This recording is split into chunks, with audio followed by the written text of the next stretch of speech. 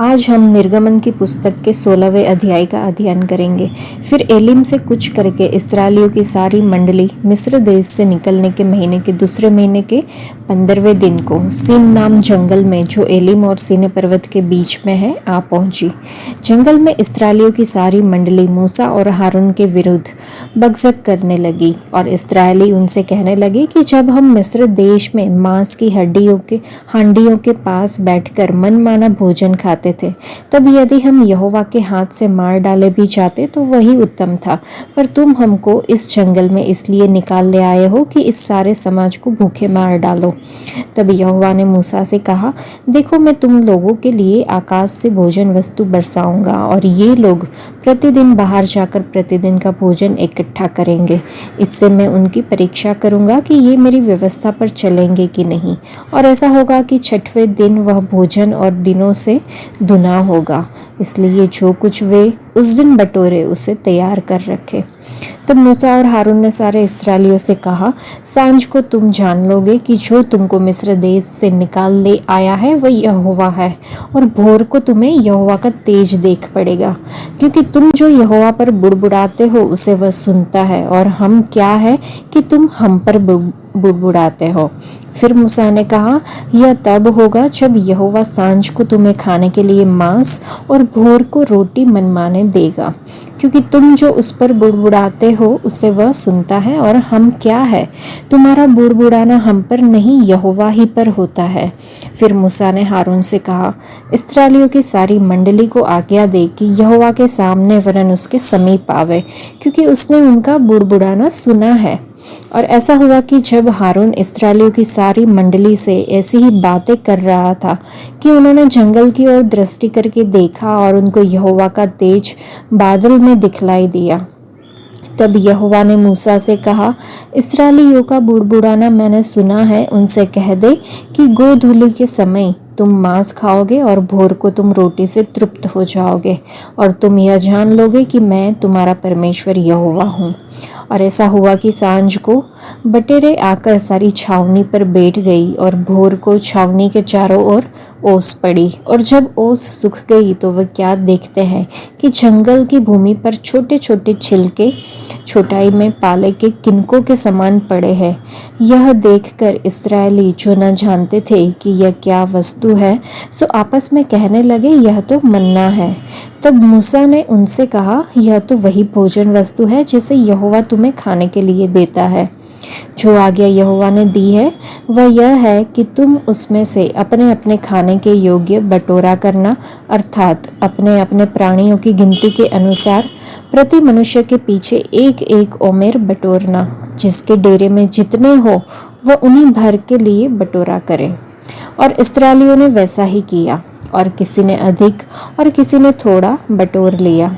और जब उन्होंने उसको ओमेर से नापा, तब जिसके पास अधिक था उसके कुछ अधिक न रह गया, और जिसके पास थोड़ा था उसको कुछ घटी न हुई, क्योंकि एक एक मनुष्य ने अपने खाने के योग्य ही बटोर लिया था। फिर मूसा ने उनसे कहा, कोई इसमें से कुछ बिहान तक न रख छोड़े। तो भी उन्होंने मूसा की बात न मानी। इसलिए जब किसी किसी मनुष्य ने उसमें से कुछ बिहान तक रख छोड़ा तो उसमें कीड़े पड़ गए और वह बचाने लगा। तब मूसा उन पर क्रोधित हुआ, और वे भोर को प्रतिदिन अपने अपने खाने के योग्य बटोर लेते थे, और जब धूप कड़ी होती थी तब वह गल जाता था। और ऐसा हुआ कि छठवें दिन उन्होंने दुना, अर्थात प्रति मनुष्य के पीछे 2-2 ओमेर बटोर लिया, और मंडली के सब प्रधानों ने आकर मूसा को बता दिया। उसने उनसे कहा, यह तो वही बात है जो यहोवा ने कही, क्योंकि कल परम विश्राम अर्थात यहोवा के लिए पवित्र विश्राम होगा। इसलिए तुम्हें जो तंदूर में पकाना हो उसे पकाओ, और जो सिजाना हो उसे सिजाओ, और इसमें से जितना बचे उसे बिहान के लिए रख छोड़ो। जब उन्होंने उसको मूसा की आज्ञा के अनुसार बिहान तक रख छोड़ा, तब न तो वह बसाया और न उसमें कीड़े पड़े। तब मूसा ने कहा, आज उसी को खाओ, क्योंकि आज यहोवा का विश्राम दिन है, इसलिए आज तुमको मैदान में न मिलेगा। 6 दिन तो तुम उसे बटोरा करोगे, परंतु 7वां दिन तो विश्राम का दिन है, उसमें वह न मिलेगा। तो भी लोगों में से कोई कोई 7वें दिन भी बटोरने के लिए बाहर गए, परंतु उनको कुछ न मिला। तब यहोवा ने मूसा से कहा, तुम लोग मेरी आज्ञाओं और व्यवस्थाओं को कब तक नहीं मानोगे? देखो, यहोवा ने जो तुमको विश्राम का दिन दिया है, इसी कारण वह 6वें दिन को 2 दिन का भोजन तुम्हें देता है। इसलिए तुम अपने अपने यहाँ बैठे रहना, 7वें दिन कोई अपने स्थान से बाहर न जाना। लोगों ने 7वें दिन विश्राम किया और इस्राएल के घराने वालों ने उस वस्तु का नाम मन्ना रखा, और वह धनिया के समान श्वेत था और उसका स्वाद मधु के बने हुए पुए का सा था। फिर मूसा ने कहा, यहोवा ने जो आज्ञा दी वह यह है कि इसमें से ओमेर भर अपने वंश की पीढ़ी पीढ़ी के लिए रख छोड़ो, जिससे वे जाने कि यहोवा हमको मिस्र देश से निकाल कर जंगल में कैसी रोटी खिलाता था। तब मूसा ने हारून से कहा, एक पात्र लेकर उसमें ओमेर भर लेकर उसे यहोवा के आगे धर दे कि वह तुम्हारी पीढ़ियों के लिए रखा रहे। जैसी आज्ञा यहोवा ने मूसा को दी थी, उसी के अनुसार हारून ने उसको साक्षी के संदूक के आगे धर दिया कि वह वहीं रखा रहे। इस्राएली जब तक बसे हुए देश में न पहुँचे तब तक, अर्थात 40 वर्ष तक मन्ना को खाते रहे। वे जब तक कनान देश के सिवाने पर नहीं पहुँचे तब तक मन्ना को खाते रहे। 1 ओमेर तो एपा का 10वां भाग है।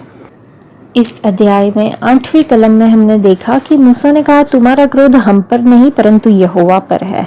इस्राएलियों को मिस्र में दयनीय जीवन जीने के बावजूद परमेश्वर की अच्छाई और चमत्कारों को भूलने की एक बीमारी सी हो गई थी। इस वजह से उन्होंने समस्या का समाधानकर्ता के पास जाने के बजाय समस्या पर ध्यान दिया। बड़बड़ाना ईश्वर के प्रति कृतज्ञ न होने की मनोवृत्ति को दर्शाता है। हमारा परमेश्वर यहोवा यीरे है, जो सर्व चीज़ें हमें प्रदान करता है। जब हम शिकायत करते हैं या संदेह करते हैं तो हम हमारी ज़रूरतों को पूरा करने की परमेश्वर की जो क्षमता है उसके ऊपर संदेह करते हैं। कुड़कुड़ाना भी एक पाप है। याकूब की पत्री में लिखा है कि एक दूसरे पर कुड़कुड़ाओ मत, ऐसा ना हो कि तुम पर दोष लगाया जाए। देखो, न्यायी द्वार पर खड़ा है। रोना धोना हमारी पीड़ित मानसिकता या खुद को बेचारा दिखाने का एक रवैया हो सकता है। जब हमारी ज़रूरतें पूरी नहीं होती तो हम शिकायत करते हैं। परमेश्वर हमारी इच्छाओं को पूरा करने के लिए बाध्य नहीं है, लेकिन वह समय पर हमारी ज़रूरतों को पूरा करने के लिए पर्याप्त दयालु है। हम अपनी ज़रूरतों को तुरंत पूरा करने की इच्छा के कारण बुड़बुड़ाते हैं, जो वास्तव में परमेश्वर और उनकी व्यवस्थाओं को गुमराह करने की एक शैतान की चाल है। यदि हम समस्या के बजाय समाधान पर ध्यान दें तो हम संकोच नहीं करेंगे। और 10वें कलम में हमने देखा कि प्रभु यहोवा की महिमा बादल पर प्रकट हुई। इस्राएलियों ने सीने के जंगल में मूसा और हारून से बलवा किया। यहोवा परमेश्वर ने उनकी पुकार सुनी, इसलिए परमेश्वर ने उन्हें भोर को मन्ना और सांझ को मांस दिया। तब परमेश्वर की महिमा बादल पर प्रकट हुई। पुरानी वाचा के दिनों में परमेश्वर की महिमा बादल में, तंबू में और परमेश्वर के मंदिर में उतरती थी, लेकिन आज हम खुद परमेश्वर के मंदिर हैं। जब हम अपने हृदय के द्वार को खोलेंगे, प्रभु यीशु मसीह जो गौरवशाली राजा है वो हमारे अंदर आएंगे। हमें परमेश्वर की महिमा कैसे करनी चाहिए? हमें अपने गीतों के द्वारा उनकी स्तुति करनी चाहिए और धन्यवाद के द्वारा उनकी बड़ाई करनी चाहिए। परमेश्वर की महिमा करनी चाहिए। जब हम परमेश्वर का भय मानते हैं और खुद को नम्र बनाते हैं तो हमारे जीवन से परमेश्वर की महिमा होती है। जब मनुष्य हमारे कामों को देखेंगे तो परमेश्वर के नाम की महिमा होगी। जब हम खाते हैं, पीते हैं या जो कुछ भी करते हैं, हम यह सब कुछ परमेश्वर की महिमा के लिए करते हैं। तो आज के लिए इतना ही। परमेश्वर आप सबको आशीष दे। धन्यवाद।